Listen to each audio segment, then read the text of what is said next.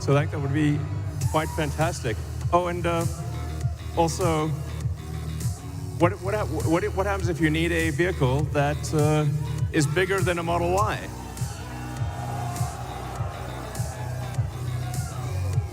The Robovan. The Robovan is, we're going to make this, and it's going to look like that.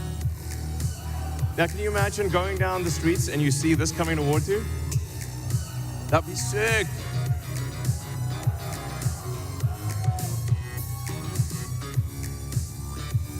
So this can carry up to 20 people, and it can also transport goods.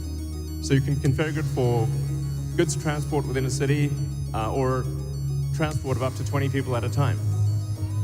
So this is gonna, the Robovan is what's gonna solve for high density. So if you want to take a sports team somewhere, or you're looking to really get the cost of travel down to, I don't know, 5-10 cents a mile, then you can use the Robovan. Some people call it the Robovan, but so yeah. One of the things that we want to do, and we've seen this with the Cybertruck, is we want to change the look of the roads. The future should look like the future.